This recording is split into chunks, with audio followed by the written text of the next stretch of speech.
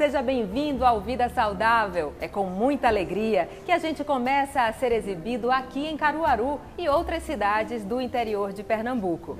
Muito obrigada por me receber aí na sua casa para falar de saúde, longevidade e qualidade de vida de um jeito super descontraído. Hoje vamos lembrar o Dezembro Vermelho, mês de conscientização sobre o vírus HIV.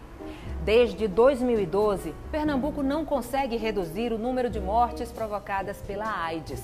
Quem traz os detalhes sobre essa doença aqui na capital do Agreste é o repórter Tony Maciel. O primeiro caso de AIDS registrado no mundo foi no início da década de 80.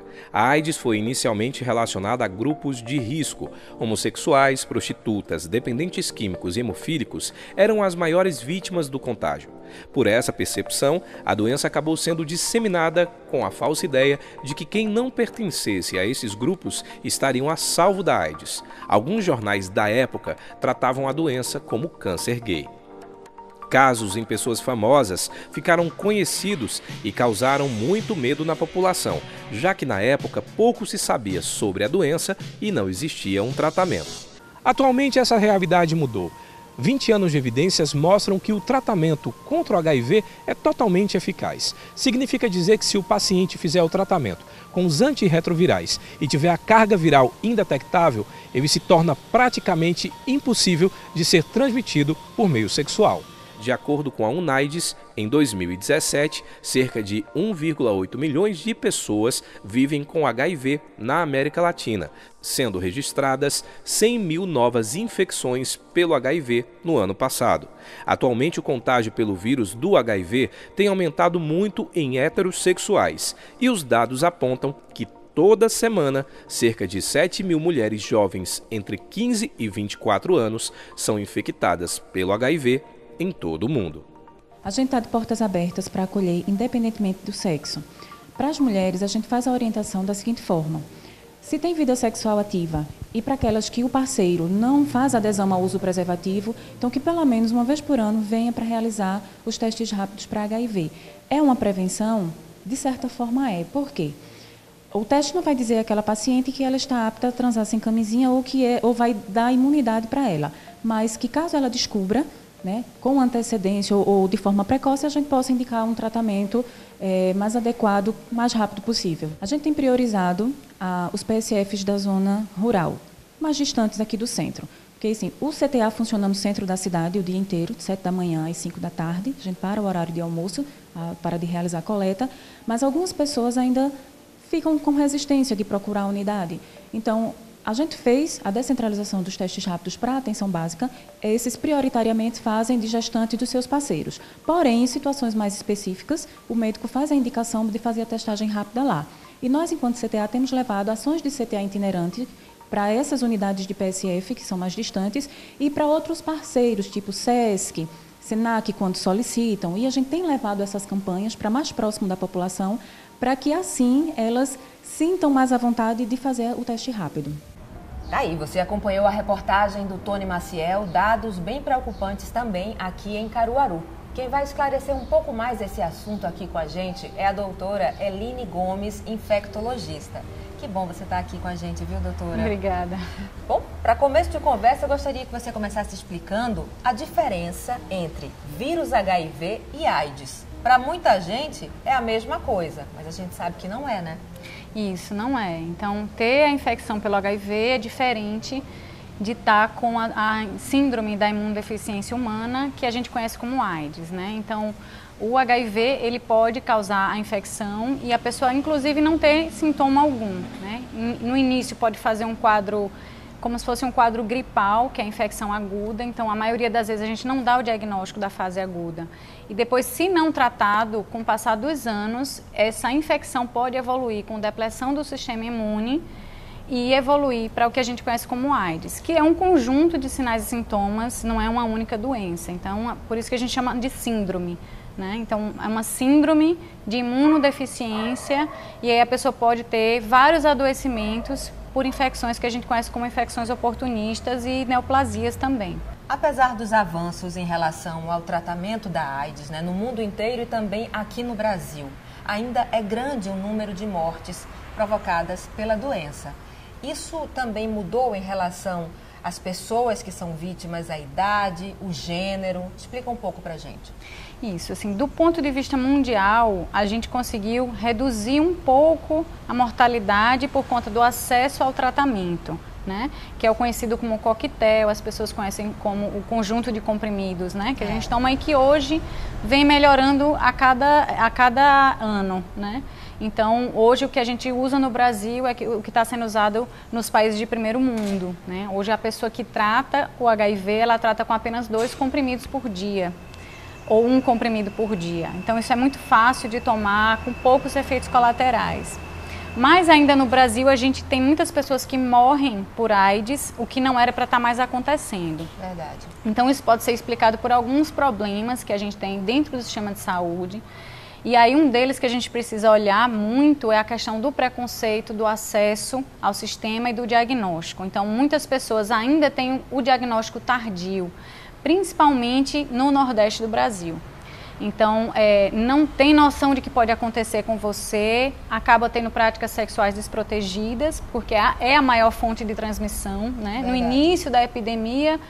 Década de 80, né? Isso, ainda teve casos de transfusão de sangue, a questão do compartilhamento de seringas, que hoje realmente é uma coisa prevalente em poucos países da Europa. Cresceu o preconceito com relação ao público LGBT, né? Porque era uma doença relacionada aos homossexuais na década de 80 e hoje a gente vê muitas mulheres vítimas da AIDS, sobretudo aqui em Caruaru. Na verdade, mulheres e homens heterossexuais.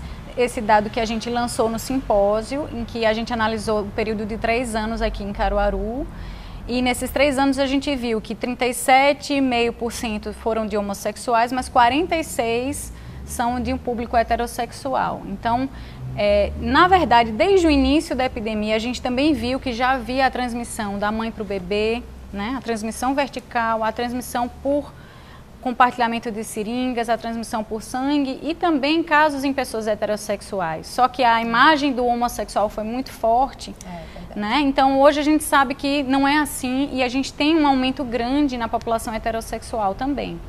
Principalmente aí eu estou falando de Caruaru, né? Entendi. Aí uma coisa importante de falar é que esse preconceito leva à ideia de que eu não posso adquirir a doença porque eu não sou gay.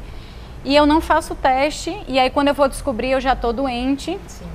Eu já contaminei outras pessoas, né? Então tem esse dado da falta do preconceito levando à falta de diagnóstico e à falta de acesso. O próprio preconceito dos profissionais de saúde, muitas vezes das pessoas, levam essa pessoa a ser atendida de uma forma inadequada também, né? Então, população trans, a população LGBT, a população em situação de rua, são populações mais vulneráveis a vários agravos de saúde e um deles é a infecção pelo HIV. Sem falar que muitas pessoas não estão cumprindo à risca o tratamento. Elas acham que estão curadas ou que a doença está sob controle e aí param o tratamento quando jamais deveriam fazer isso, né, doutora?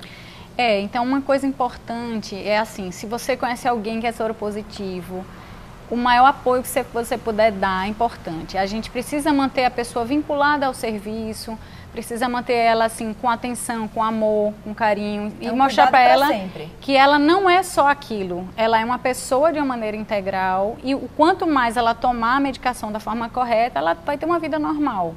Isso não quer dizer que ela vai banalizar a doença, mas que ela precisa se cuidar, se tratar e isso já foi provado que essa pessoa que cuida, que trata, que está indetectável, ela não vai transmitir, né? Então a OMS tem metas até 2030, se a gente conseguisse detectar 90% da população, né, até 2020, em 2030 a gente conseguiria erradicar a epidemia.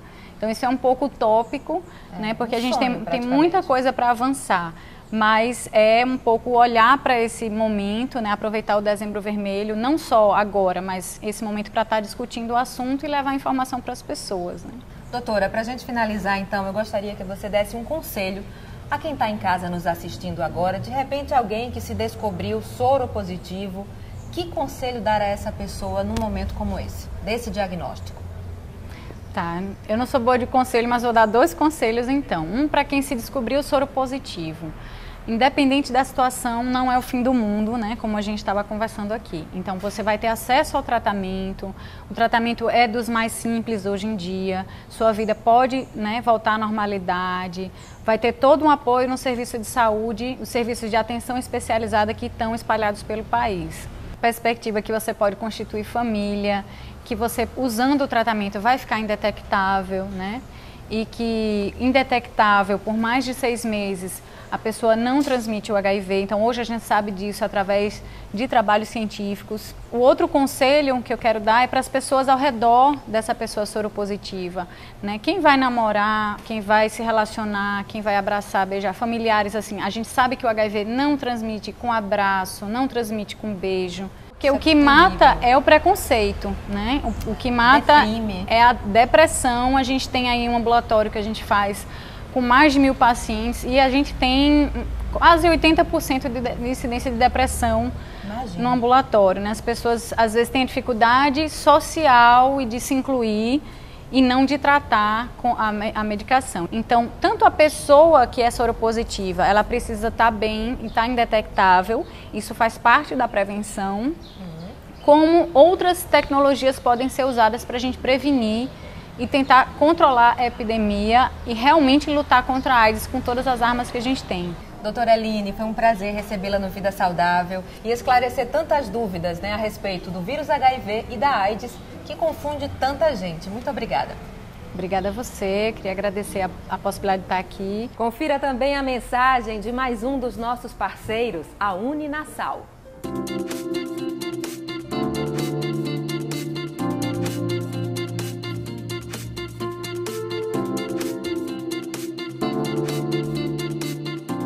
O profissional nutricionista, ele é um profissional humanista, ele é generalista, ele é capacitado em atuar em todas as áreas, onde a alimentação e a nutrição ela é essencial para a promoção e prevenção da saúde. Então, o que se faz necessário para que você entre na faculdade e você seja um bom estudante e futuramente um bom profissional é o estudo, a dedicação e o amor à profissão. Então, você que deseja realizar o sonho de ser nutricionista, ser esse profissional que realmente pode prevenir doenças através da qualidade de vida, esse profissional nutricionista super bem aceito no mercado de trabalho atualmente, ele tem grandes áreas de atuação, como a nutrição clínica, a nutrição esportiva, o marketing nutricional, a área de nutrição e coletividade sadia, a parte de saúde pública ou nutrição social. Então, um grande requisito para o nutricionista é estudar. O estudo na faculdade para que possa passar para a sua população e atender com qualidade e excelência, que é a nossa proposta. Mercado de trabalho, como é que se encontra, Adriano? O mercado está superaquecido porque existe hoje um reconhecimento da sociedade, existe hoje um reconhecimento das pessoas que o princípio da saúde se dá através de uma alimentação balanceada e equilibrada, bem como a prática regular da atividade física. Então, nesse contexto, a Organização Mundial de Saúde, Ministério da Saúde do Brasil e todos os órgãos nacionais e internacionais têm dado a alimentação e a nutrição como um fator-chave para que as pessoas possam ter qualidade de vida, prevenção e promoção da saúde e prevenção de doenças. Então, por esse motivo, o mercado está superaquecido em todas as áreas de nutrição. Nós temos, de fato, uma estrutura por trás, nós temos toda uma retaguarda institucional que a Uninasal nos permite, desde a questão dos laboratórios, dos profissionais, excelência no quadro docente, com mestres, especialistas e doutores nas suas respectivas áreas, aulas práticas do começo até o fim do curso, e o aluno, a partir do 6º período, ele pode, através da Clínica Escola de Nutrição aqui da Uninasal Caruaru, praticar todas as suas atividades, todas as partes teóricas com os pacientes. Esses pacientes serão oriundos do Sistema Único de Saúde e de outros locais que venham a ser necessários, e dessa forma pode-se praticar todas as áreas da nutrição. Venha fazer conosco nutrição na Uninasal.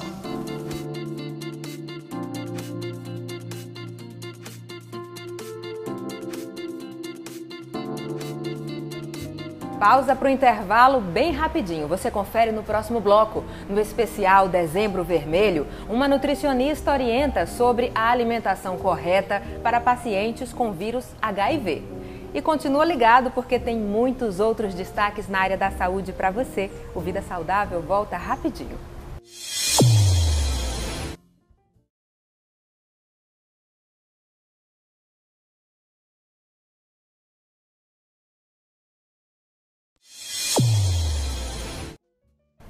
De volta com o especial Dezembro Vermelho, mês de conscientização sobre o vírus HIV. Eu converso com a nutricionista Priscila Lima. Doutora Priscila, a pessoa que é soropositiva, precisa ter uma rotina de cuidados diferenciada em vários aspectos e com a alimentação não poderia ser diferente, Por que esse cuidado alimentar é tão importante? Então, a alimentação saudável ela é muito importante em todos os aspectos da vida, na questão da prevenção de doença, promoção de saúde e na questão do paciente aidético, ele tem que ter um cuidado maior na questão da imunidade dele, usar alimentos funcionais que atinjam diretamente essa questão. Em alguns casos, o nutricionista pode recomendar o uso de alguns suplementos? Pode citar algum exemplo? Então, existem vários suplementos que podem ser utilizados nessa fase para aumentar a imunidade. Entre eles, um dos mais utilizados é a glutamina, que é um aminoácido bastante importante, que vai limpar todo o intestino, facilitando a absorção dos nutrientes da dieta. Muitos atletas, inclusive, consomem a glutamina, Pessoas que fazem musculação. Isso, essa questão da glutamina geralmente é muito utilizado para essa questão do aumento da imunidade por conta de lesões, no caso de pessoas que treinam musculação. E no caso de pessoas que têm AIDS, existe a questão da sarcopenia, que é típico e característico da doença, que é a perda aguda da massa muscular. Então nós conseguimos reparar esse dano de forma mais positiva e ajudar também no processo de absorção de nutrientes. A gente viu que a glutamina ajuda.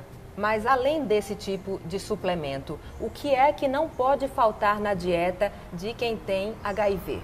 Então, é sempre importante a questão da alimentação ser rica em vitaminas e minerais, principalmente do complexo B, zinco, selênio e magnésio, que são minerais importantes e específicos para aumentar a defesa do organismo, já que na questão da AIDS existe a questão da diminuição do sistema imunológico. Quando o paciente com AIDS chega no consultório de uma nutricionista, ele precisa seguir à risca as recomendações. E se ele fizer isso, ele pode ter resultados surpreendentes, doutora? Com a alimentação, eu sempre explico que a alimentação ela é bastante importante para diminuir e atenuar todos os sintomas característicos da doença e nós podemos realmente melhorar a qualidade de vida daquele paciente em tratamento. Muito se fala também da cura através do limão. O que é que a gente pode falar sobre essa fruta? Então, o limão hoje ele é considerado um superalimento. Hoje ele tem mais de 30 benefícios no corpo, entre ele alcalinizar o sangue, então ele ajuda na acidez do sangue e ele ajuda também a prevenir vários tipos de doença. Além de que ele é rico em vitamina C e vai fortalecer de forma direta o sistema imunológico. E como é que a gente pode alertar aquelas pessoas que, apesar da necessidade, mesmo assim não conseguem ter uma boa alimentação? Então, é sempre importante a questão da alimentação, ela não está associada somente a doenças, é importante nós nos alimentarmos bem, independente do contexto que vivemos. Sim. E existe sempre uma alimentação realmente personalizada, que é passado pelo profissional de nutrição. Então, todas as pessoas hoje têm acesso a uma alimentação saudável, nós podemos nos alimentarmos melhor e prevenir vários tipos de doença, depende só realmente da força de vontade de cada um. Então, alimente-se bem. Tá aí a palavra da especialista, a nutricionista Priscila Lima. Muito obrigada por sua participação aqui. Foi um prazer. O prazer foi todo nosso. Obrigada. E olha, se você adora comida natural, já vai separando lápis e papel, porque a Ju Mangabeira está chegando com aquela receitinha saudável que a gente adora.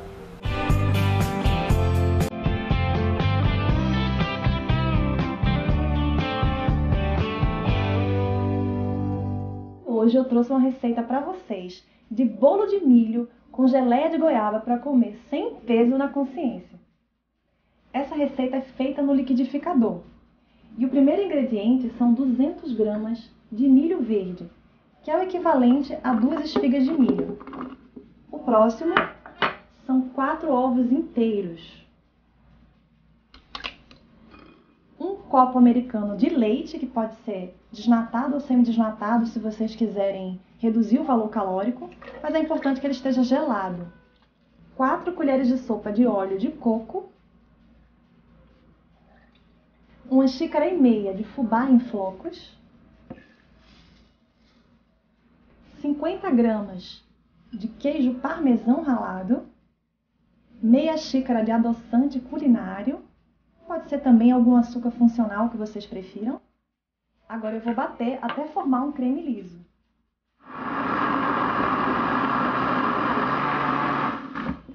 E agora a gente vai adicionar 1 colher de sopa de fermento em pó e em seguida bater na função pulsar. Com a forma já untada com óleo de coco ou manteiga, eu despejo a massa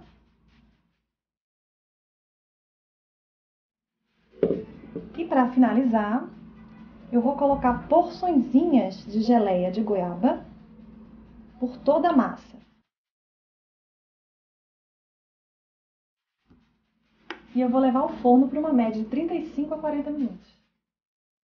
E se quiser incrementar, dá até para colocar um pouco mais de geleia na cobertura do bolo. Um bolinho pronto e delicioso. Se vocês tiverem alguma dúvida quanto à forma de preparo, é só me perguntar aqui no Instagram que vai aparecer na tela.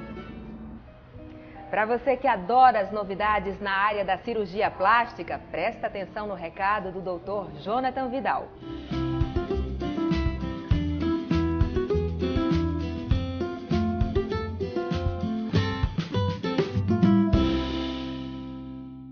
Olá pessoal, hoje vamos falar sobre rejuvenescimento da face, a cirurgia conhecida como lifting facial.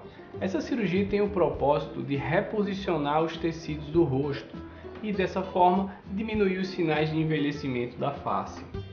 Com o passar do tempo, a pele vai perdendo parte de suas fibras elásticas e também o colágeno, o que torna a pele mais flácida e enrugada.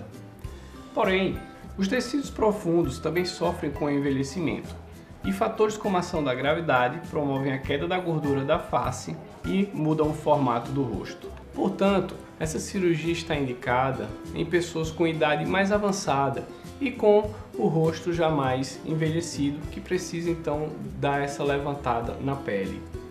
A cirurgia não é realizada com anestesia geral. Na maioria das vezes nós realizamos com anestesia local e sedação. Dura em torno de 4 horas. A cirurgia inicia-se com o descolamento da pele facial e do pescoço. É então realizado o reposicionamento dos tecidos profundos e o excesso de pele é removido. Em alguns casos, pode ser necessária a associação da lipoaspiração para a retirada do excesso de gordura localizada no pescoço. Dessa forma, as cicatrizes ficam bem escondidas na linha do cabelo e se tornam bem discretas com o passar do tempo. A recuperação é bastante indolor e, com 10 a 15 dias, o paciente já pode realizar suas atividades normais. Qualquer dúvida ou sugestão, estamos à disposição aqui nas nossas redes sociais, no Instagram @Dr. Jonathan Vidal e também no nosso WhatsApp. Você sabia que existem muitos projetos bacanas aqui em Caruaru? Confira algumas ações gratuitas na área da saúde. O projeto Aprender com Saúde levou até algumas escolas do município o programa Oftalmo nas Escolas. Lá, os alunos tiveram a oportunidade de fazer gratuitamente exames de vista e receber óculos de grau. Inicialmente, os alunos fazem o exame de autorrefração, depois passam pela consulta com o oftalmologista e, caso haja necessidade de correção visual, eles vão escolher a armação para ganhar o óculos. A importância é que nós está recebendo óculos gratuito e muitas escolas não têm, porque muitas pessoas têm dificuldade no olho e essa oportunidade que nós teve aqui na escola foi muito bom. É bom para ver mais o quadro e aprender melhor. Tudo isso está sendo trazido para as escolas para que as crianças possam ter aqui dentro essa assistência e não tenham que perder dia de aula, que não tenham que se deslocar para alguma unidade de saúde. A gente está trazendo a unidade de saúde para dentro da escola. Isso vai ser muito importante para o desenvolvimento dessas crianças aqui na escola e com certeza vão melhorar as notas, vão melhorar o rendimento escolar. É isso que a gente torce e pretende com esse empreendimento, que é uma iniciativa da prefeita Raquel Lira, que teve como principal meta trazer a saúde para dentro da escola. Nem todo mundo assim tem dinheiro suficiente para fazer exame e comprar óculos. Então, com essa ação da prefeitura, é muito bom para melhorar os estudos do aluno, porque de pequeno é que se faz o grande. Se tiver uma boa educação, quando ficar grande vai ser um bom ser humano. No próximo bloco, os desafios dos profissionais da área de saúde mental para garantir mais qualidade de vida aos pacientes. Essa e muitas outras notícias logo depois do intervalo. Você não pode perder.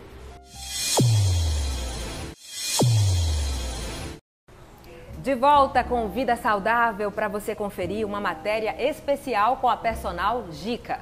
Oi, Nádia. Hoje a gente vai falar sobre acroyoga, movimentos de acrobacia com yoga. E que modalidade é essa? Uma modalidade muito gostosa de se trabalhar, porque a gente não usa só o corpo, a gente usa também a mente, a conexão, a linguagem corporal. A gente precisa normalmente de 2 a 3 pessoas para fazer esse exercício, essa brincadeira, porque também não deixa de ser lúdico. A gente trabalha coordenação, equilíbrio, agilidade, confiança no outro, linguagem corporal. Normalmente, durante o acroyoga, a gente não conversa, a gente deixa o corpo falar. Hoje eu vou fazer esse exercício com o professor Maurício, que vai ser a minha base, e eu, a voadora. A gente sempre tem um respeito do voador com a base, porque na verdade ele vai te segurar lá no ar. Então a gente coloca ele no chão, como sinônimo de respeito, ele vai te voar. A gente vai fazer movimentos de acrobacia, de cabeça para baixo, como o handstand, vai ter conexão mão com mão. A gente tem muita troca de olhar, porque é aí que eu vou saber o que ele vai fazer. É um treino extremamente intenso, você sai suado, você aumenta teu condicionamento físico e, gente, é muito gostoso de fazer. A gente ri, a gente cai, a gente levanta. A gente também, às vezes, precisa de uma terceira pessoa, que é o anjo, que ele vai ficar ali orientando a gente. Tem movimentos que são um pouquinho mais desafiantes. Mas, olha, pratique, é uma delícia.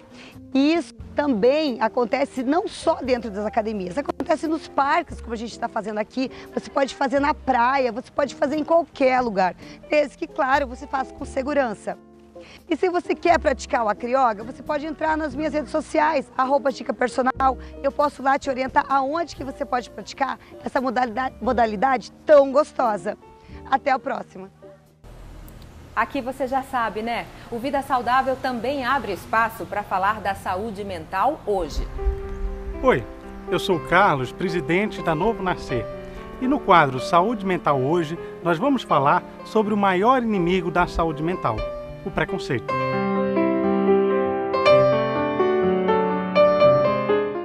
O preconceito é o maior inimigo da saúde mental porque ele alimenta todo um estigma.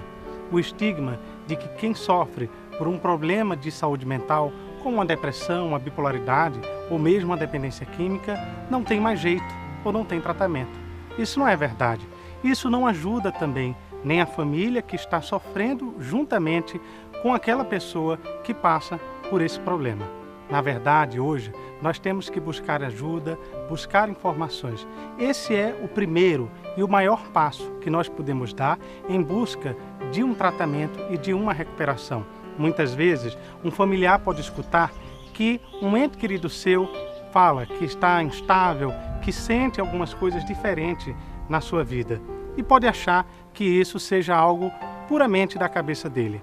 Mas, na verdade, o que acontece com uma pessoa é diferente de como se dá a vida de outra pessoa. Então, nós devemos buscar amparar, ajudar, acolher, dar a mão a quem pede ajuda. Esse é o primeiro passo. E ver sempre a saúde mental como algo que pode ser recuperado, algo que tem jeito e tem tratamento, sim. O Vida Saudável fica por aqui. Muito obrigada pelo carinho da sua audiência. A gente volta a se encontrar na próxima semana, se Deus quiser. Beijo para todo mundo e até lá.